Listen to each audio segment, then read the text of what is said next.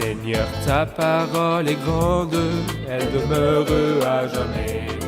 Ta parole est infaillible, rien ne peut la supprimer. Bienvenue à vous, chers spectateurs, et bienvenue à tous les spectateurs du monde entier pour un nouvel épisode de notre émission d'études quotidiennes Toute la Bible. On en est toujours au livre de l'Ecclésiaste écrit par le roi Salomon. On en était au chapitre 7 et 8. Permettez-moi d'abord d'accueillir les serviteurs du Seigneur présents avec nous au studio. Frère Isaac Elia, bienvenue. Merci beaucoup. Frère Fayez Fouad, bienvenue. Merci. Bienvenue aussi au cher public, bienvenue à tous. Frère Fayez, le verset 1 du chapitre 7 débute par « Une bonne réputation vaut mieux qu'un bon parfum, et le jour de la mort que le jour de la naissance ». Quel est le vrai sens de ces paroles ? À partir du chapitre 7 commence la deuxième partie de l'Ecclésiaste. Dans la première partie, Salomon décrit quelques drames, des revers et des situations douloureuses dans ce monde. Mais avec sagesse, il commence au chapitre 7 à donner quelques conseils, comme s'il nous disait comment il faut s'adapter aux adversités et aux drames du monde. Dans ce chapitre, il présente 7 paradoxes et il mentionne le terme « bon » 7 fois. En réalité, il présente de bonnes choses et il parle aussi d'autres qui sont meilleures. Donc, essayez de remplir vos mains de choses meilleures. Il commence, il dit « Une bonne réputation vaut mieux qu'un bon parfum ». Le bon parfum est signe de la vie somptueuse, la vie aisée et luxueuse. Pourtant, il dit « Essaye d'avoir une bonne réputation, c'est mieux qu'un bon parfum ». Donc, essaye de laisser un meilleur souvenir pour que les gens disent du bien de toi. Cela te satisfera et te fera ressentir un genre de plaisir dans ce monde. C'est bien meilleur qu'une vie de luxe et de confort. Essaye autant que possible de gagner l'amitié des gens pour qu'ils disent du bien de toi. Puis il dit aussi, le jour de la mort vaut mieux que le jour de la naissance. Donc le jour où tu seras mort et où ta vie prendra fin, peut-être que tu ne vivras plus les drames de la vie, même s'il dit auparavant que la mort mettra fin à tout. Pour Salomon, pour lui, il voit que la mort mettra fin aux drames et aux scènes douloureuses de la vie. Alors, il dit que la mort vaut mieux que le jour de naissance. Et il commence à détailler les paradoxes, 7 paradoxes dans ce chapitre. Frère Isaac, le verset 2 dit « Mieux vaut se rendre dans une maison de deuil que dans une maison de festin, car telle est la fin de tout homme. Et celui qui est en vie peut ainsi se mettre à réfléchir. » Dites-nous, frère Isaac, comment une maison de deuil serait meilleure qu'une maison de festin ? C'est de très belles paroles. Donc, il veut dire que la maison du festin, là où on se réjouit, est recherchée par tous. Mais le lieu de deuil, là où il y a les funérailles, certains préfèrent ne pas aller à des obsèques ou à un endroit de deuil. En fait, c'est bénéfique pour l'homme de visiter les endeuillés. Ça lui rappelle que la vie a une fin, qu'il doit penser à sa vie éternelle. En fait, c'est assez important. Les 2 versets suivants rentrent aussi dans le même cadre. Il dit « La fin de chaque homme, c'est la mort, car telle est la fin de tout homme. Et celui qui est en vie peut ainsi se mettre à réfléchir. La mort est le prédicateur le plus fort de toute l'histoire. Oui. Il est silencieux, mais trop puissant. Il dit pour tout vivant, viendra le moment. Donc, tôt ou tard, pour tout homme éloigné de Dieu et pour plusieurs croyants, les fils de Dieu, qui ne seront pas impliqués dans le grand enlèvement, qui n'attendront pas l'enlèvement mais s'endormiront paisiblement. Ils verront ce jour. Alors ai-je réfléchi à ce point. Hélas, frère Ayad, plusieurs assistent aux funérailles avec nonchalance. Mais en fait, la mort est un message indépendamment de ce qu'on dira aux funérailles. La mort en elle-même est un puissant message. Puis il élabore ce point dans les versets 3 et 4 disant « Mieux vaut le chagrin que le rire, car malgré un visage triste, le cœur peut être content. C'est très beau, surtout à la lumière du Nouveau Testament. » C'est vrai. On sait bien que l'homme aime se réjouir et c'est normal. Dieu aime qu'on soit heureux. Mais la Bible dit que la joie ne peut pas venir avant la peine et le deuil. Et c'est la volonté de Dieu. Mon deuil sur mon état et Mon mon deuil péché. sur mon état et mon péché. Ça crée un repentir qui conduit à un salut sans regret. Se réjouir n'est pas la solution. Parfois, dans certaines rencontres chrétiennes, on aime se réjouir. Et Dieu aime qu'on se réjouisse. Mais la question c'est ceux qui exultent en grandes louanges et autres, sont-ils sûrs de leur relation avec Dieu? Leur exultation a-t-elle une bonne base, c'est-à-dire le deuil, le repentir et le retour vers Dieu?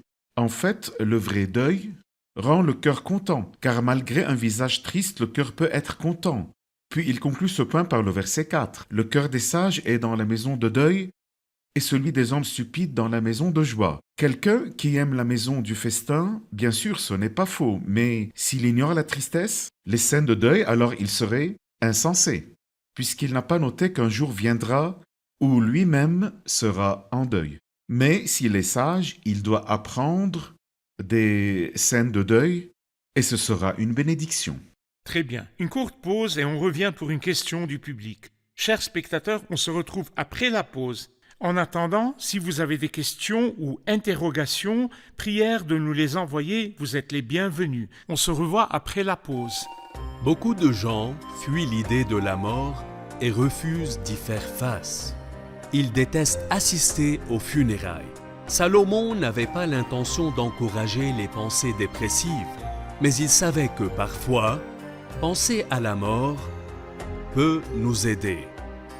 Ça nous rappelle qu'on a encore le temps de changer, de reconsidérer la direction de notre vie.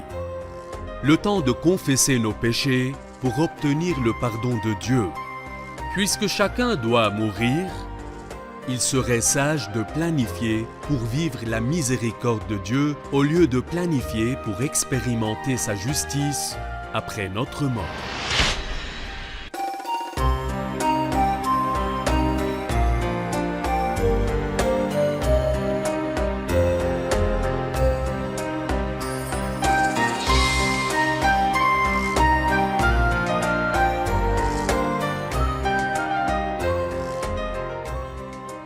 Nous revoilà, chers spectateurs, pour répondre à la question du public. J'aimerais savoir le sens du verset 7 qui dit « L'oppression peut rendre fou le sage et les cadeaux provoquer la perte du cœur. » Question sur le verset 7, Dr. D'accord. Faez. Une explication? Le verset 7 est compris entre les versets 5 jusqu'à 10 où Salomon offre 5 conseils à l'homme afin qu'il puisse s'adapter aux vanités du monde. Alors, dans le verset 5, il dit « Mieux vaut entendre la menace du sage. Ne sois pas triste si un sage te réprimande, accepte de bon cœur, c'est pour ton bien. » Deuxième conseil, méfiez-vous de l'oppression, de l'injustice. Le verset 7 dit « L'oppression peut rendre fou le sage. » Même un homme sage peut opprimer les autres, car l'injustice conduit à une mauvaise décision. Et il continue « Et les cadeaux provoquer la perte du cœur. » Si tu acceptes des pots de vin, ton cœur sera corrompu. Le troisième conseil, prends patience. Mieux vaut l'aboutissement d'une affaire que son début. Mieux vaut un esprit patient qu'un esprit arrogant. Ne t'irrite pas trop vite intérieurement. Et c'est le quatrième conseil, méfie-toi de la colère. Le cinquième conseil, ne regrette pas les bons vieux jours. Ne dis pas, les jours passés étaient meilleurs. Ah, qui nous ramènera les bons vieux jours? Ne dis pas comment se fait-il que les jours passés aient été meilleurs que ceux-ci. Accepte les réprimandes. Ne sois pas injuste, méfie-toi de la colère. Sois patient en esprit. Ne regrette pas les bons vieux jours. Vis le moment présent et ne regrette pas le passé. Très bien. Frère Isaac, le verset 11 dit « La sagesse a autant de valeur qu'un héritage. » Et même plus pour ceux qui voient le soleil, car à l'ombre de la sagesse, on est abrité comme à l'ombre de l'argent. L'avantage de la connaissance, c'est que la sagesse fait vivre ceux qui la possèdent. Regarde ce que Dieu a fait. Qui pourra redresser ce qu'il a courbé? Le jour du bonheur, sois heureux, et le jour du malheur, réfléchis. Dieu a fait l'un comme l'autre, afin que l'homme ne puisse absolument pas découvrir ce qui se passera après lui. Il a commencé par la sagesse à autant de valeur qu'un héritage. Qui voyez-vous? En fait, on voit le livre des Proverbes parle de sagesse. Et la sagesse dans la Bible, c'est la personne du Seigneur Jésus, dont l'apôtre Paul, en écrivant aux Corinthiens, avait dit « Lui qui est devenu par la volonté de Dieu notre sagesse, notre justice, la source de notre sainteté et notre libérateur. » La sagesse vaut autant qu'un héritage. En fait, Christ, en qui sont cachés tous les trésors de la sagesse et de la connaissance. Cette grande personne est notre sagesse, et c'est la bonne. C'est notre part d'héritage, notre lot. Éternel, c'est toi qui es ma part et la coupe où je bois. C'est toi qui m'assures mon lot. et même plus pour ceux qui veulent le soleil, car à l'ombre de la sagesse, on est abrité comme à l'ombre de l'argent. L'avantage de la connaissance, c'est que la sagesse fait vivre ceux qui la possèdent. C'est le Seigneur Jésus qui nous a fait vivre pour jouir de la vie. Je suis venu afin qu'ils aient la vie et qu'ils l'aient en abondance. Et de poursuivre en sage conseil, par exemple dans verset 14. Le jour du Seigneur soit heureux et le jour du malheur réfléchi. Très belles paroles. Elles nous disent « Dieu nous a destiné de bons jours où il faut vivre joyeusement ». Mais comme entendu, joyeusement si on est en relation avec lui. On jouit non pas séparément de lui, mais en relation avec lui. Et dans les adversités, si Dieu permet qu'il y ait un jour difficile ou douloureux, on doit réfléchir et en tirer une morale pour les jours futurs. Exact. Dr. Fayez, le verset 27 dit « Voici ce que j'ai trouvé, dit l'Ecclésiaste, en examinant les choses une à une pour en comprendre la raison. Et voici ce que je cherche encore sans l'avoir trouvé. J'ai trouvé un homme digne de ce nom sur 1000, mais je n'ai pas trouvé de femme parmi eux. Examine seulement ce que j'ai trouvé. Dieu a fait les êtres humains droits, mais eux, ils ont cherché beaucoup de détours. Que veut-il dire, l'Ecclésiaste ? En réalité, Salomon parlait d'un drame dans sa vie, car il avait épousé 1000 femmes, 700 princesses et 300 concubines. Mais ici, il rapporte en somme que sur les 1000 hommes, il avait trouvé un seul qui a réjoui son cœur, mais sur les 1000 femmes, il n'a rien trouvé. Et il utilise une expression qui signifie en poésie hébraïque « impossible ». Donc 1 sur 1000 est un terme courant dans les Comme Écritures on dit, saintes. une chance sur 1000. Oui. Comme si on disait « oui, quand la poule aura des dents ». Donc, n'essaie même pas, il n'y en a pas. C'est une expression courante en hébreu. 1 sur 1000 signifie qu'il n'y a aucune chance. Cependant, Cette expression revient un 3 ange fois. intercesseur, ne serait-ce 1 qu'un sur 1000, 1000. tu le trouveras pas. Mais en fait, on l'a trouvé. Et en Job 9, comment l'homme pourrait-il être juste devant Dieu ? Pas 1 sur 1000 ne pourra lui répondre. C'est impossible. Et la troisième fois, un homme sur les 1000 signifie qu'il n'existe pas. Mais si, on l'a trouvé. Mais sur les 1000 femmes, il n'y en a pas une. Donc le résultat est nul. Pas une seule n'a su réjouir ton cœur, Salomon. Tu les as choisis comment alors ? Tu n'as pas trouvé une seule de valeur sur les 1000 ? Pourquoi n'as-tu pas trouvé celle que le Seigneur a désignée pour combler ton cœur ? Pas une. Tu as choisi selon quels critères ? De quelle façon ? Tu as lancé un concours de beauté par exemple, et puis tu ramènes la plus belle et tu découvres que la grâce est trompeuse et la beauté est illusoire, et l'épouse vertueuse tu n'as pas pu la trouver. Un anneau d'or au groin d'un porc, voilà ce qu'est une femme belle mais dépourvue de discernement. N'y avait-il pas une seule qui aime Dieu pour te tenir la main et t'encourager, et quand même tu dériverais, elle te ramènerait au Seigneur ? Non, en fait, il ne put la trouver. C'est pourquoi il narre son drame. Et en fait, j'ai pitié de lui. Car je connais beaucoup d'hommes respectueux qui ont prié le Seigneur et il leur a envoyé des épouses vertueuses, véritablement. Et les foyers des croyants sont remplis de femmes pieuses. Et quand on les rencontre, on sent le doux parfum du Christ, la beauté de l'esprit humble et calme. On voit beaucoup de femmes revêtues d'une belle dignité et d'une magnifique splendeur, de lin et de pourpre. Elles sentent vraiment le Christ et reflètent ses attributs. Mais là où Salomon a échoué, les justes ont réussi. Et celui qui a réussi par excellence, c'est le Seigneur Jésus-Christ. Il a trouvé son épouse bien-aimée, l'Église, qui, aux yeux de Dieu, est la perle précieuse et rare. Et quand il la pesa, il sentit qu'elle méritait bien qu'il aille vendre tout ce qu'il possède pour acheter cette épouse, pour faire paraître devant lui cette église glorieuse sans tache ni ride. Très belle parole, merci beaucoup, Dr. Fayez. Je passe au chapitre 8, frère Isaac, et je vais lire les premiers versets. Chapitre 8. Qui est comme le sage et sait expliquer les choses ? La sagesse d'un homme fait briller son visage, et la sévérité de son visage en est transformée. Je te le dis, respecte les ordres du roi, et cela à cause du serment fait à Dieu. Ne sois pas pressé de t'éloigner de lui et ne persévère pas dans une mauvaise situation. En effet, le roi peut faire tout ce qu'il désire, parce que sa parole est puissante. Qui pourra lui dire « Que fais-tu » ? Celui qui respecte le commandement ne se retrouvera pas dans une mauvaise situation, et le cœur du sage connaît le moment opportun et les règles à suivre. Frère Isaac, il commence par définir le sage et il demande, en début de chapitre, qui est comme le sage Et qui sait expliquer les choses? Que peut-on lui répondre? Que le sage, c'est le Christ. Et celui qui nous expliquera toutes choses, c'est le Seigneur Jésus-Christ. Le Seigneur Jésus est la réponse de Dieu à toutes les interrogations humaines, à chaque époque, dans l'Ancien et le Nouveau Testament et jusqu'à ce jour. Et il lui cite toute une collection de beaux commandements. Respecte les ordres du roi, ne sois pas pressé de t'éloigner de lui. Il voulait dire à l'homme de ne pas s'attirer des ennuis. Aujourd'hui, on apprend du Christ car il est venu. Oui, Et on l'a vu, le Seigneur ne s'attirait pas d'ennuis, ni risquait sa vie inutilement, sans intérêt.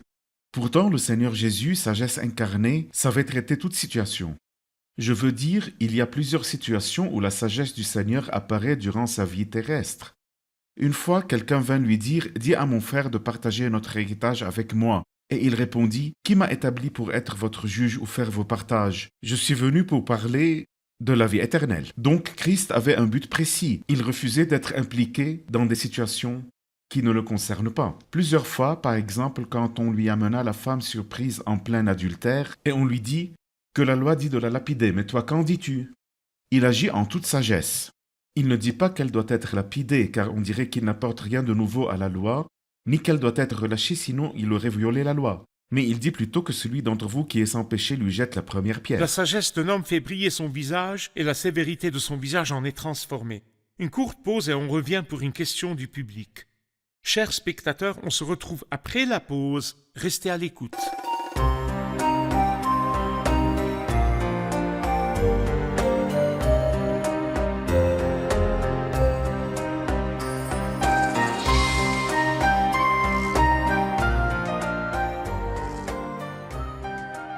Nous revoilà, chers spectateurs, pour recevoir la question du public.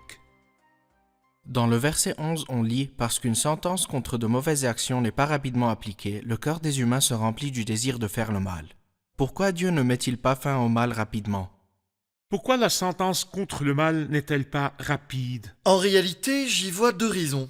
La première, montrer sa patience, sa grande gentillesse et sa tolérance envers le pécheur. Le Seigneur est patient avec le pécheur qui commet le mal. Il lui offre la chance de se repentir afin qu'au jour du jugement, toute langue se taise et que personne ne dise « tu m'as condamné trop vite ».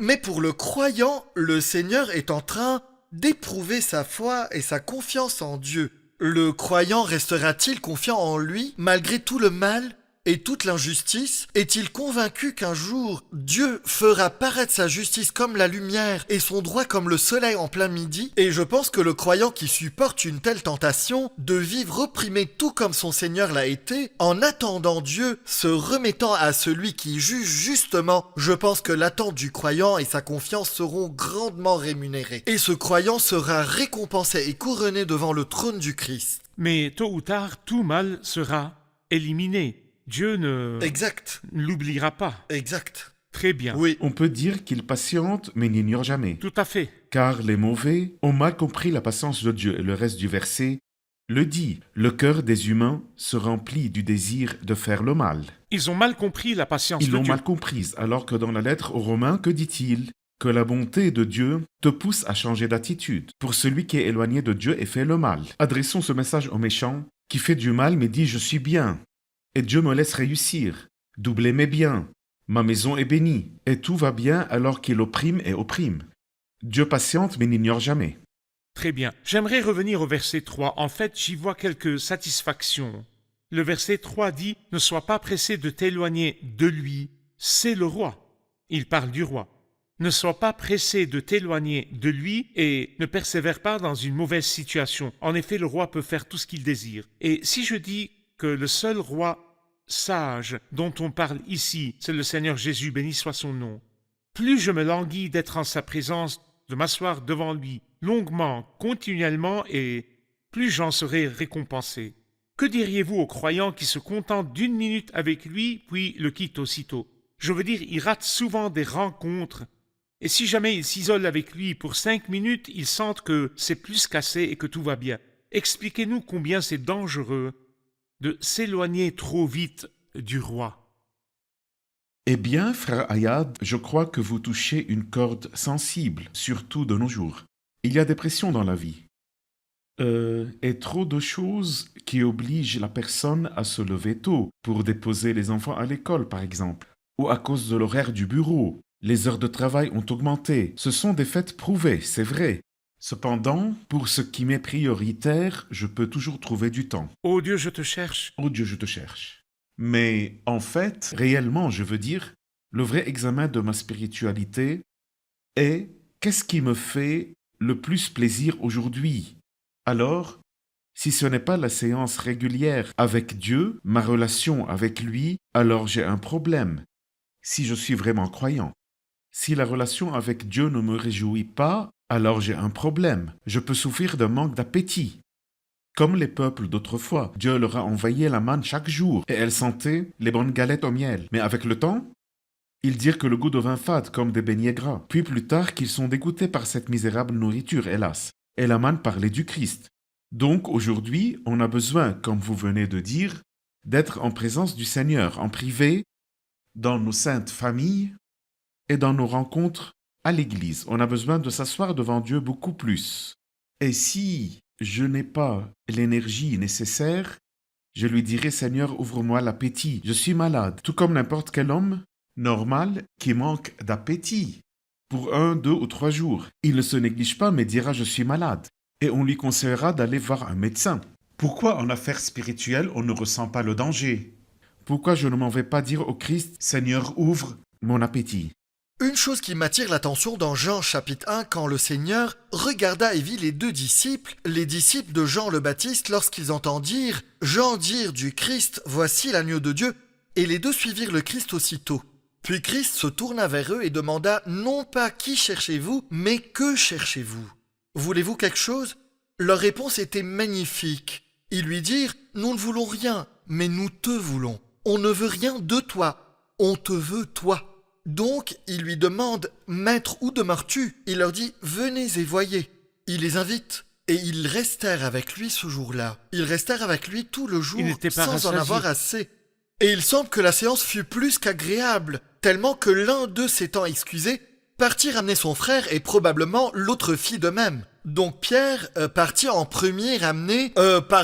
André partit trouver son frère Pierre. Mais en premier veut dire qu'il y aura une suite et que Jean partit ramener Jacques. Et probablement il s'est dit, c'est merveilleux, c'est à ne pas rater. Tous les biens du monde ne sont rien comparé à une seule rencontre avec le Seigneur Jésus-Christ. Donc me languir de la présence du Seigneur, combien j'aime le Seigneur, combien j'aime sa parole, combien je parle de Dieu, c'est un test pour moi. J'aime beaucoup me demander aujourd'hui donc, de ces 24 heures, combien en ai-je consacré au Seigneur? Combien de temps ai-je médité sa parole? Combien de temps ai-je prié? Combien ai-je pensé à lui? Combien ai-je parlé de lui? Et combien l'ai-je servi? Et c'est l'ultime test de mon état spirituel. Bien, bien. Et l'homme est vraiment pauvre spirituellement s'il se contente des miettes. Juste pour avoir une bonne conscience, il lirait un psaume tout en marchant vers la porte de sortie, et ceci s'il en lit. Parfois les jours passent sans qu'on lise, et pour avoir la conscience tranquille avant de dormir, on marmonne 2 mots au Seigneur, vite, et voilà, on a prié. Mais ce n'est pas la vraie communion avec le roi comme il se doit. Permettez que je pose la question suivante aux spectateurs, et vous m'excuserez. Est-ce que je passe mon temps devant la Bible et devant Dieu plus que sur Facebook et sur Internet, ou le contraire? Bien. Juste pour m'examiner en la présence du Seigneur. C'est vrai. Bien. Merci, que Dieu vous bénisse. Allons vers le public récapituler les informations d'aujourd'hui. L'épisode d'aujourd'hui était très pratique et c'est sûr que le Seigneur nous a parlé. Qu'en avons-nous tiré? On sait que le petit déjeuner est le repas le plus important et celui qui le rate manque d'appétit pour le reste de la journée. Donc si on commence à se nourrir spirituellement de bon matin, on garantit que notre journée sera riche spirituellement et physiquement. Très bien. Si je ne donne pas la priorité aux affaires spirituelles dans ma vie, je dois me remettre en question. Il n'y a jamais je n'ai pas le temps. J'aurai toujours le temps pour les choses importantes de ma vie. Très bien. Quand les affaires spirituelles regagnent leur temps et place, et quand Dieu est le centre de tout, le reste retrouve sa place. Tout s'ajuste. Si seulement on n'est pas prompt à la colère, mais soyez en colère si on peut se mettre en colère, mais sans péché. Que le soleil ne se couche pas sur votre colère. Tout le bien que Dieu nous donne, on peut en jouir avec lui et non loin de lui. Si Dieu tardait à éliminer le mal et le péché, je dois savoir que Dieu est toujours là et qu'il est bon. Il ne fait qu'éprouver notre confiance. Comme croyant, il ne nous fera jamais mal. Mais je sais aussi qu'il est patient envers les pécheurs, attendant leur retour vers lui. Très bien. Je dois comprendre que chaque décision, ou toute chose petite ou grande, ne doit se faire qu'avec le conseil de Dieu. Je le consulte et lui parle. Je ne lui dis pas « laisse-moi m'en occuper, c'est une petite chose de rien du tout », car tant que je consulte Dieu, en toute chose dans ma vie, ma décision reste sage puisqu'elle provient de Dieu. Bien. Merci bien, que Dieu vous bénisse. Merci, serviteur du Seigneur. On Dieu poursuit vous notre bénisse. dialogue dans le prochain épisode.